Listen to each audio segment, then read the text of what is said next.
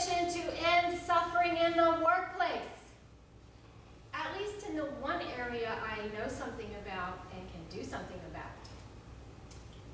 There are a lot of rules in writing, but I know if I focus on the rules, that would demotivate you and it would kill the writing spirit I try to inspire in everyone.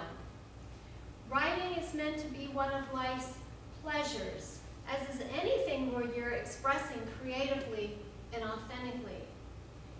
Even in business writing, if you don't feel a little spark of creative anticipation, you're not doing it quite right. But that's not your fault.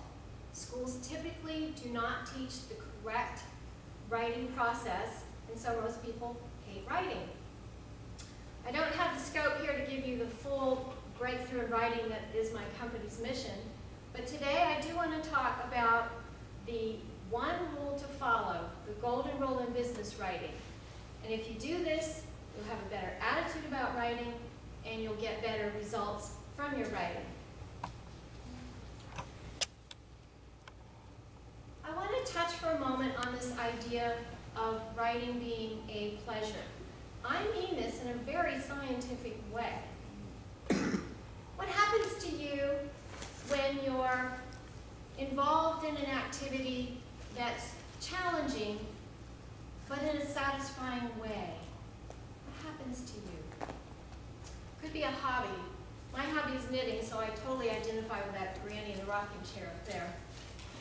Most people say that they lose their sense of time, their breathing slows down, they feel very serene and relaxed, and yet incredibly alive and alert. This is what's called the state of flow. You might also know it as being in the zone. Ideas and insights seem to come from out of nowhere, even answers to difficult problems you weren't even focused on. Or if you're playing sports, you experience peak performance. It's almost a superhuman feeling. You can also get into the state of flow by walking on the beach or being in some other beautiful place. And in meditation and prayer, you can also get into this state.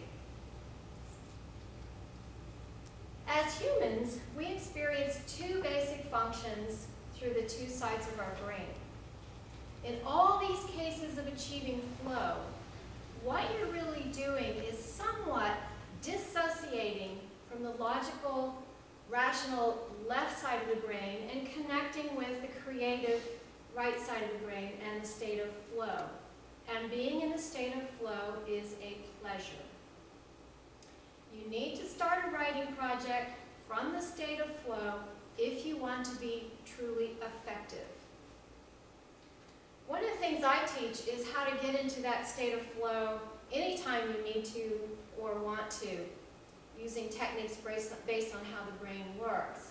You don't have to leave your desk and go walk on the beach to get there. To enter into that creative realm is to connect with your innate genius and the source of inspiration. This is powerful. This is the breakthrough part of the training that I teach people in business writing. You can see from what I've said so far that I'm not coming at writing from a rigid rules perspective. However, there is that one rule I want to talk about today, the golden rule of business writing.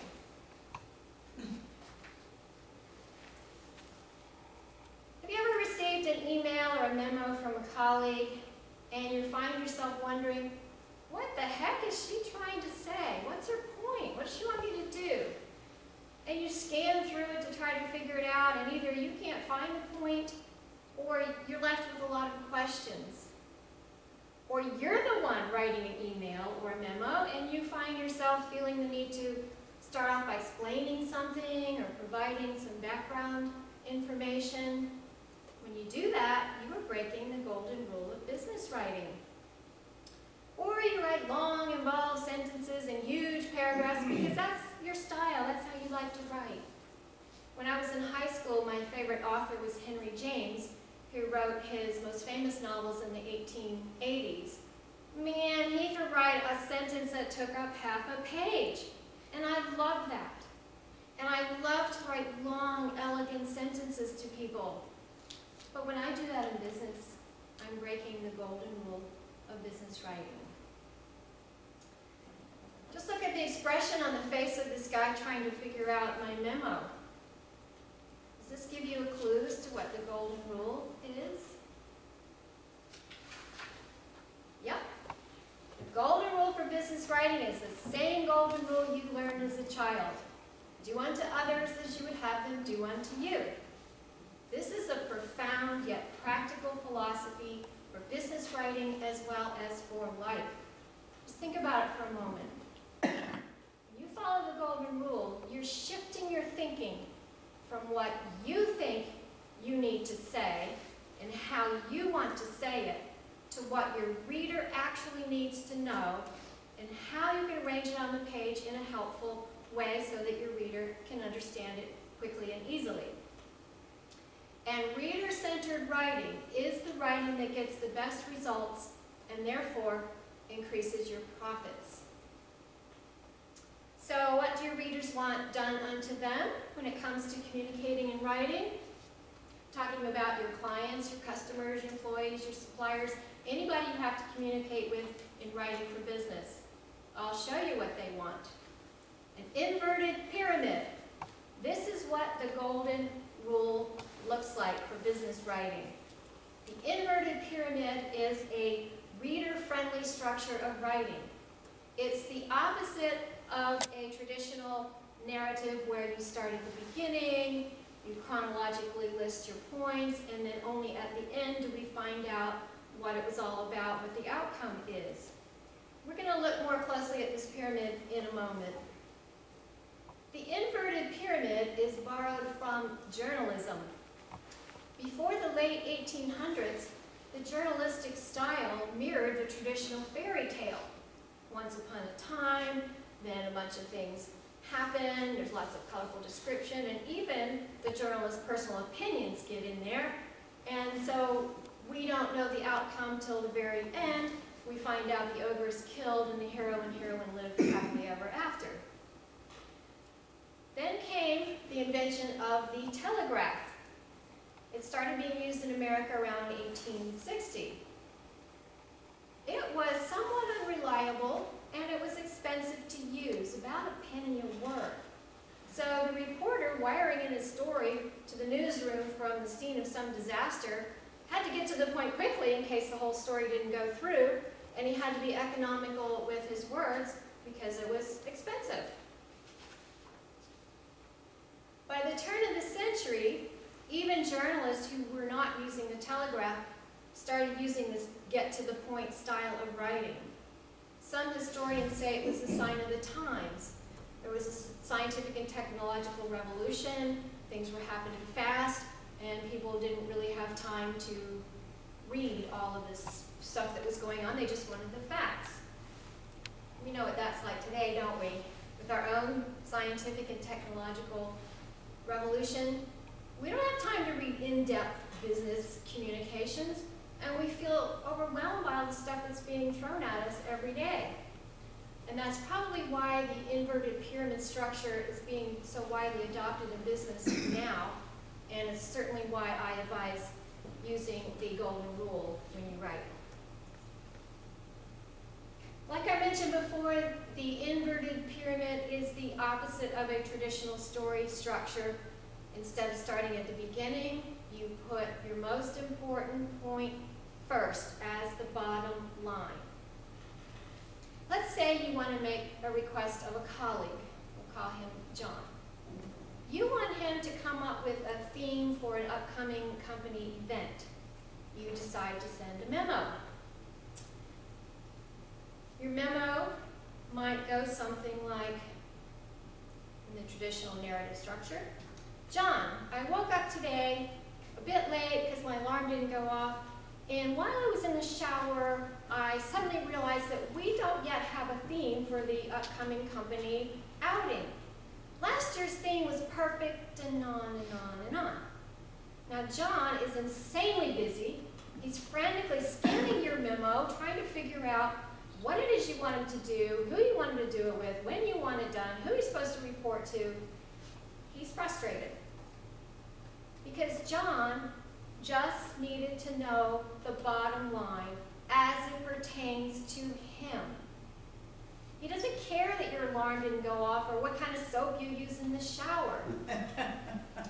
You felt the need to explain your process, or maybe you thought you better ease into it because this isn't really part of John's job description, but you're hoping he'll agree to do it because otherwise you'll have to do it. But this was not the approach that John needed. If you were following the golden rule of business writing, before you started writing, you would mentally put yourself in John's shoes, anticipate the questions he's going to have, and put those answers right up front. So your first sentence might go something like this. John, could you work with Derek and Joan to come up with a theme for this year's company outing and get it to me by 5 o'clock Tuesday? Everything John needs to know.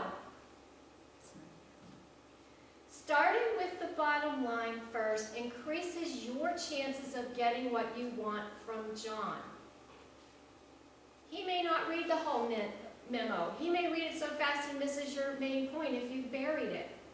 It's a good idea to assume that in business, your reader is going to read the first sentence and the last sentence, and that's it. That'll help you remember to put the vital stuff up front and then have a clear call to action at the bottom. After you put the bottom line first, you'll want to add any important details in a helpful form, such as bullet points. Then comes the place for adding what you want in that blue box. That's where you give non-essential information or provide background or all the stuff that you normally would have started off saying. And then you end with a call to action that's very clear what you want John to do. I'm going to give you a handout of this slide so you don't need to write it down. Here we have the completed memo. I made this very short because I wanted to fit it into the boxes, but short is good in business writing. Notice where you put the part about remembering in the shower. Normally in your traditional narrative you would have started off this way, but generally for business writing, this is where you would put that kind of information. This is also where you could apologize to John for the late notice, promise to make it up to him, and if you really think that John needs to know what kind of soap you use in the shower, that's where you would put that. Also notice that this memo was written in plain language. That's a whole topic in itself, but here I'll just mention that the Plain Writing Act of 2010 requires government agencies to write in plain language that anybody can understand, and the trend in business is to also adopt that mandate. That's good news for business. You're encouraged to write conversationally so that people can easily understand what you're saying. So the golden rule of business writing is characterized by that bottom line first, headlines. We didn't have time to talk about this, but especially in a long report, you would want to use headlines. In an email memo, your subject line would be your headline. Bullet points, plain language, and a clear call to action. Before I conclude, are there any questions, comments, confessions? How many of you feel like you've learned something that you can use today? Okay, good. I'm all about giving you tools to help make you more successful. The main thing I want you to remember is that following the golden rule is a matter of analyzing your reader and then deciding on the best approach for getting the response that you want. By putting yourself in their shoes before you start to write, you'll know what tone to use, what vocabulary to use, and how to arrange your points on the page. As you can see, the golden rule of business writing is not about following rigid rules. It's simply doing unto others as you would have them do unto you. And when you engage that part of your brain that allows you to be truly creative, your reader analysis and writing will be a pleasure. I'm not saying it's the most fun you can have, but at least you'll have better ideas and you'll get better results and you'll enjoy the process more. If you or your employees need help with any of this, check out my website, which is Finding Up, businesswritingbreakthrough.com, and contact me for a free on-site consultation. My mission is to give working people the breakthrough in writing they need to do their jobs, to love their jobs, and to benefit their companies.